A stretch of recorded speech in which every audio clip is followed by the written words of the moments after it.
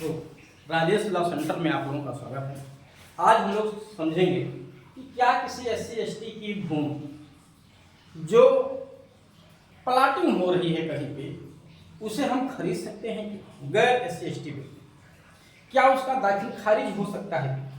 क्या उसकी कृषि भूमि को खरीद सकते हैं कि नहीं?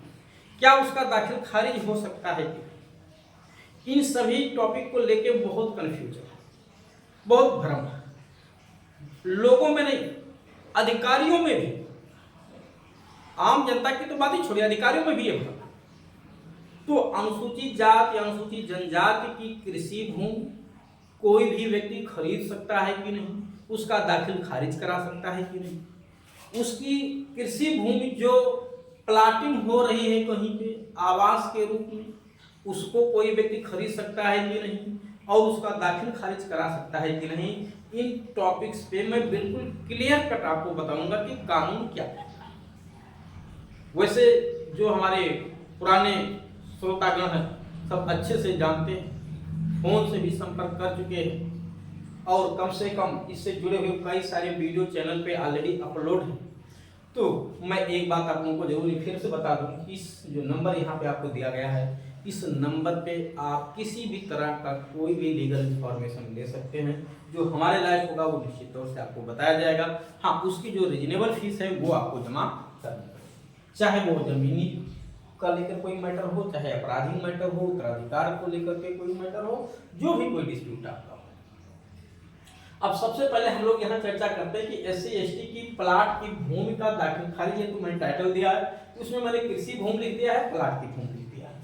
तो सबसे पहले आते हैं कृषि भूमि पे। संक्षेप में आपको बताते हैं कि जो अनुसूचित जाति अनुसूचित जनजाति की कृषि भूमि है, कृषि भूमि को लेने के लिए, उसकी कृषि भूमि को लेने के लिए किसी भी अन्य व्यक्ति को, अनुसूचित जाति का है तो अनुसूचित जनजाति हो या OBC हो या सामान्य वर्ग, लेने के लिए दो प्रोसेस है। एक है कि या तो उसको धारा 80 करवा लिया जाए, जो पुरानी संहिता यानी उत्तर प्रदेश जमींदारी उन्मूलन एवं भूमि सुधार अधिनियम की धारा 145 थी, उसी की जगह पे क्योंकि उस कानून को रिपील कर दिया गया है तो उत्तर प्रदेश राज्य संहिता 2006 लाया गया, जिसमें धारा 145 की जगह धारा 80 कर दी गई।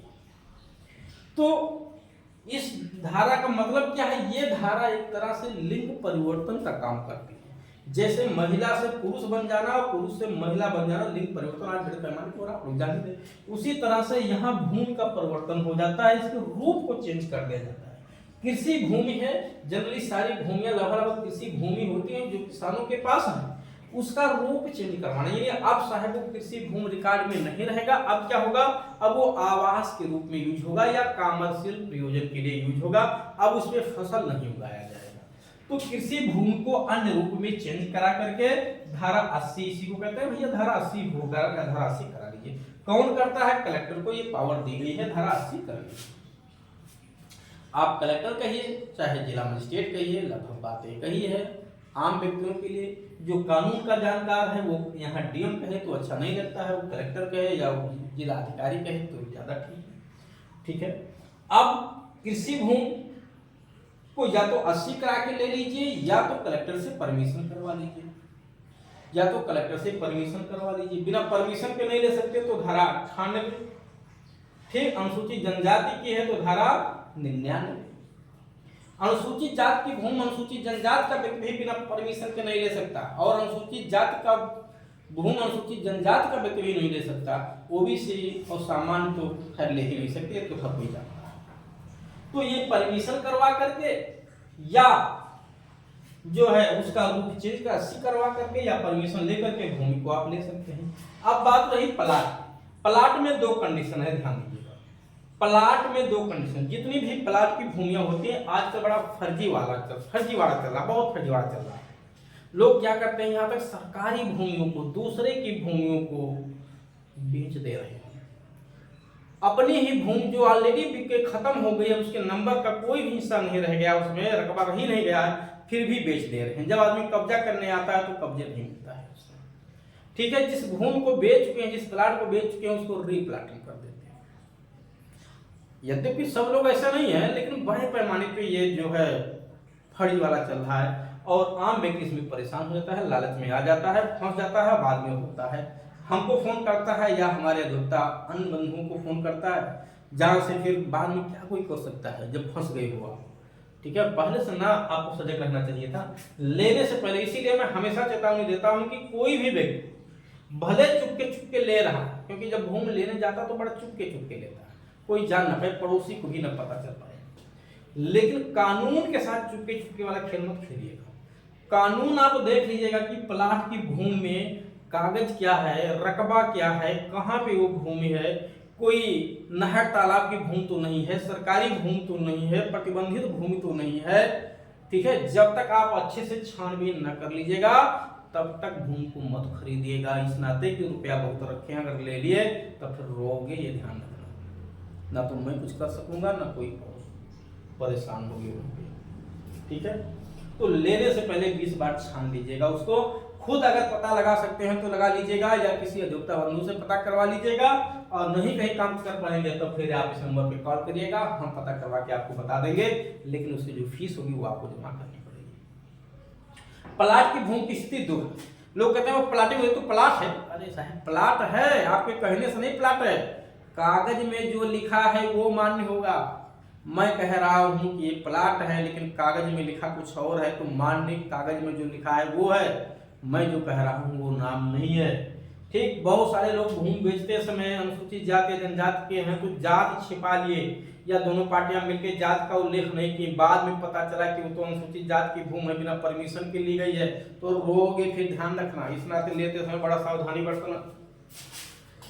अगर प्लाट की भूमि है तो प्लाट की भूमि 2 हो सकती है। वो ऐसा भी हो सकता है कि धारा 80 हो गई हो, यानी धारा 145 जो पुरानी संहिता की, या तो वो हो गया होगा या तो उसका परमिशन हो चुका होगा, अनुमति ली जा चुकी होगी। ठीक है, अनुमति या तो ली गई होगी या नहीं ली गई होगी, तो कृषि भूमि होगी। अभी वो क्या होगी? कृषि भूमि होगी। या तो कृषि भूमि होगी प्लाट की भूमि, या तो उसका परमिशन लिया गया होगा, या धराशी कराया गया होगा। इस 3 में से एक काम जरूर हुआ होगा। कोई भी भूमि आप लेने से पहले ये जरूर चेक कर लीजिए, किसी की भी भूमि, एससी की हो जरूरी नहीं है, कि धराशी हुई है कि नहीं, अनुमति ली, अगर एससी की है तो अनुमति ली गई है कि नहीं। अन्य व्यक्तियों की भूमि 80 हुई कि नहीं, एससी की है तो अनुमति या 80 हुई कि नहीं, या कृषि भूमि है क्या कागज। अगर 80 नहीं हुई, ना ही अनुमति हुई और एससी की भूमि है, तब तो लेने नहीं है। आपको लेंगे तो आप फंसेंगे, आप समझिएगा। कृषि भूमि है, आप ले रहे हैं, तो कृषि भूमि है तो भी नहीं ले सकते हैं आप। अगर अनुसूचित जाति जनजाति का है, जब तक अनुमति या 80 ना कराया गया हो। अन्य व्यक्ति का है तो ले सकते हैं, कोई दिक्कत नहीं। अब तो आप बात समझ में आई कि नहीं? प्लाट की भूमि आवासीय भूमि हो, ये जरूरी नहीं है कि जिस जहां पे प्लाटिंग हो रही वो सब आवासीय हो चुकी हो।